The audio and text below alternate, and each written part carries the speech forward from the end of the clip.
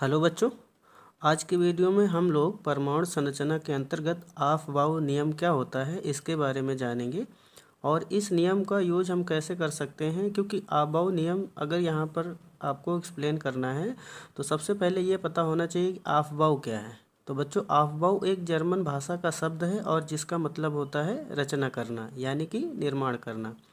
तो यहाँ पर जो आपका इलेक्ट्रॉनिक विन्यास होता है और इलेक्ट्रॉनिक विन्यास करने का माध्यम जो है ना कि अगर आपको इलेक्ट्रॉनिक विन्यास करना है तो कैसे करना है, इस चीज़ के बारे में यहाँ पर ध्यान देना है। तो जो परमाणु के उपकोष होते हैं तो उन परमाणु के उपकोषों में इलेक्ट्रॉनों को भरना है, तो कैसे भरना है ये चीज़ इस नियम में आपको बताई जाएगी। तो सिंपल है, अगर आपको किसी भी तत्व का इलेक्ट्रॉनिक विन्यास करना है तो आपको उपकोषों में इलेक्ट्रॉन भरना होगा। तो अब उपकोषों में इलेक्ट्रॉन कैसे भरे जाएंगे, तो यहाँ पर देख सकते हैं कि परिभाषा के तौर पर लिखा है कि परमाणु के उपकोषों में इलेक्ट्रॉन ऊर्जा के बढ़ते क्रम में भरे जाते हैं।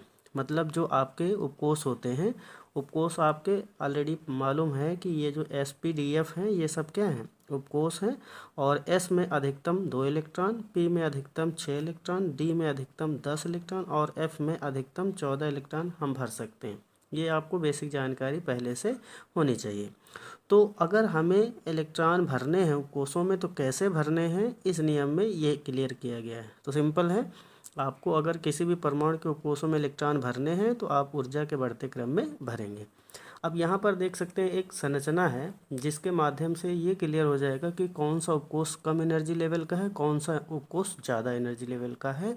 तो यहाँ पर देख सकते हैं 1s से स्टार्टिंग है, 1s 2s 2p 3s 3p 3d 4s 4p 4d 4f 5s 5p 5d 5f 6s 6p 6d 7s 7p और 8s।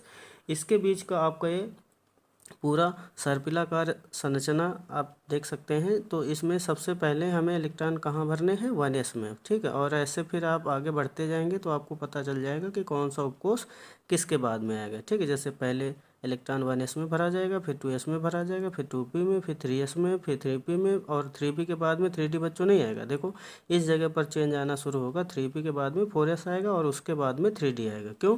क्योंकि 4s उपकोष की ऊर्जा कम है, 3d उपकोष की ऊर्जा ज़्यादा है, इसलिए 4s पहले आएगा, 3d बाद में आएगा। तो इस संरचना के माध्यम से हम आसानी से उपकोषों के अंदर इलेक्ट्रॉन भर सकते हैं, वो भी ऊर्जा स्तर के बढ़ते क्रम में।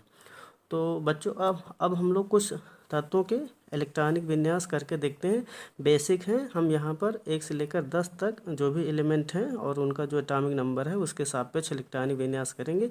बाकी फिर आप इसके आगे प्रैक्टिस कर लेना, ठीक है। जैसे हाइड्रोजन का इलेक्ट्रॉनिक विन्यास करना है तो परमाणु क्रमांक हाइड्रोजन का 1 होता है, तो इसका इलेक्ट्रॉनिक विन्यास हो जाएगा बच्चों 1s1, ठीक है। मतलब सबसे कम ऊर्जा का आपका ये उपकोष है 1s, इसी में पहला इलेक्ट्रॉन जाएगा।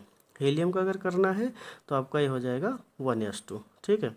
लिथियम का अगर आपको करना है तो ये हो जाएगा 1s2 2s1, ठीक। बेरिलियम का करना है तो ये हो जाएगा 1s2 और 2s2। बोरान का करना है तो इसका हो जाएगा 1s2 2s2 और इसके बाद में 2p1, ठीक। अब इसके बाद में कार्बन का करना है तो कार्बन का हो जाएगा 1s2 2s2 और इसके बाद में 2p2। तो 2 2 और ये 2, टोटल 6 इलेक्ट्रॉन हो जाएंगे।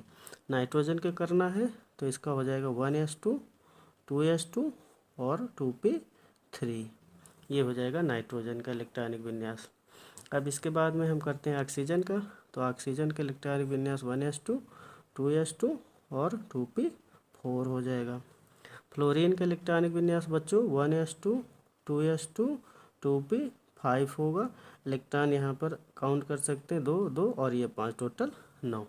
और लास्ट में हम लोग करते हैं नियान के इलेक्ट्रॉनिक विन्यास जो कि होगा 1s2 2s2 2p6।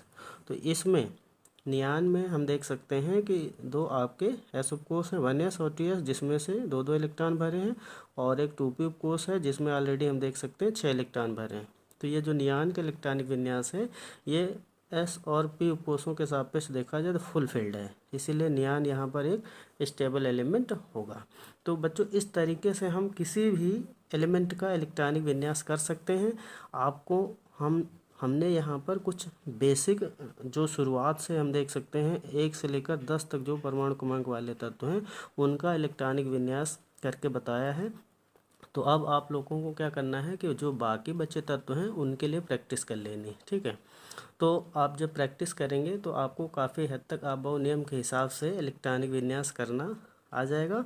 और साथ साथ इलेक्ट्रॉन ऊर्जा के अगर बढ़ते क्रम में उपकोषों में भरे जा रहे हैं तो उसको हम आसानी से कैसे सीख सकते हैं। तो ये जो आपकी संरचना है इसके माध्यम से सीख सकते हैं, ठीक है। तो आज की वीडियो में बस बच्चों इतना ही। अगले दिन हम किसी नए टॉपिक पर फिर मिलेंगे, तब तक के लिए धन्यवाद।